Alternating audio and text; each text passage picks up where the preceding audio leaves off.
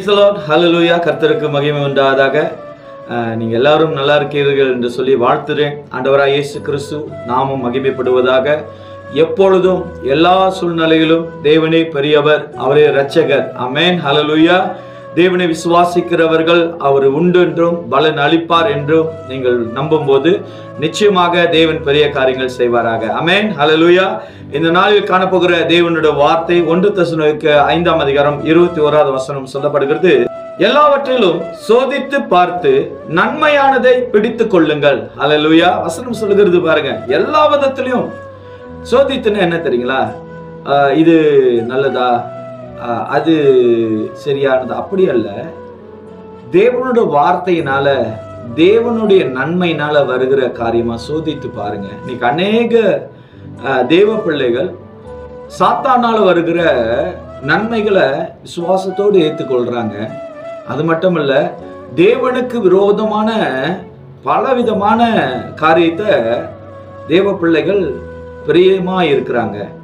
நம்ம வாழ்க்கையில் இருக்கிற வருகிற எல்லா காரியத்தையும் நீ ஆராய்ந்து அதை சோதித்து, இது எனக்கு நல்லதா, இது என் வாழ்க்கையில சரியா, இது என் குடும்பத்துக்கு நல்லதா, இது தேவனுக்கு பிரியமானதா அப்படின்னு சொல்லி உங்க வாழ்க்கையில ஒவ்வொரு காரியத்தையும் நீங்க சோதிக்கும் போது, அதை நீங்க பார்க்கும்போது நிச்சயமாக உங்களுக்கு ஆவியானவர் விளங்க பண்ணுவார். இன்னைக்கு அநேக ஒரு உதாரணத்தை உங்கள்கிட்ட நான் சொல்ல விருப்பப்படுகிறேன்.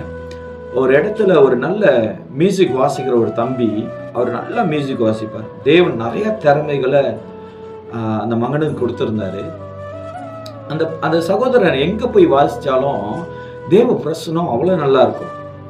ஆனா அவருடைய அந்த கிஃப்டானது, தேவன் தந்த அந்த தாளந்தானது, அவர் என்ன நினைக்க ஆரம்பிச்சிட்டாருன்னா, நான் எங்க போய் வாசிச்சாலும் அதுல உள்ள இனிமை, என்னுடைய திறமைகள் பயங்கரமா இருக்கிறதுனால எல்லாரும் என்னை இன்வைட் பண்ணுகிறாங்க அப்படின்னு சொல்லிட்டு, கொடுத்த ஆண்டவர் தேவன் தான் அந்த தாளந்தெல்லாம் தருகிறாரு. கொடுத்த ஆண்டவரை தேடுறதை விட்டுட்டு அவருக்கு வருகிற ஈவெண்ட், அவருக்கு வருகிற ப்ரோக்ராம், அவருக்கு வருகிற அழைப்புதலை பார்த்து அவர் என்ன பண்றாரு, கொடுத்த இடத்துல ஆண்டவர் எதுக்காக கொடுத்தாருன்னா, அவருடைய சமூகத்துல, அவருடைய ராஜ்யத்துல, அவர் இருந்த சபையில நீ நல்ல ஒரு கருவியாக என்னுடைய நாமத்தை மகிமைப்படுத்தணும்னு ஆண்டவர் அந்த மகனுக்கு நல்ல தாளந்தை கொடுத்தார்.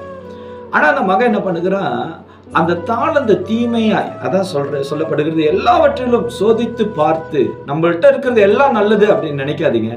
சில நேரத்தில் நம்ம செய்கிற காரியங்கள், நம்ம போகிற பாதைகள் அது நல்லது இல்லை என்று நீங்கள் உணரப்பட்டீங்கன்னா அதுல இருந்து விட்டு விலகிறது நல்லது. இந்த சகோதரனை போல உலகம் எங்கும் நீங்க போய் ஆதாயப்படுத்தி, உலகம் எங்கும் நீங்க போய் நன்மையானதை தேடிக்கொண்டாலும், ஆனா தேவ ராஜ்யத்தை விட்டு விலகி ஆண்டவர் கொடுத்த அந்த தாளத்தை நீங்கள் தவறாய் பயன்படுத்தும் போது அது எல்லாவற்றையும் அது உங்களுக்கு நஷ்டம் என்று பவுல் சொல்லுகிறது போல, இன்றைக்கு நம்ம வாழ்க்கையில எல்லாவற்றிலும் சோதித்து பார்த்து நன்மையானதை பிடித்து கொள்ளுங்கள்.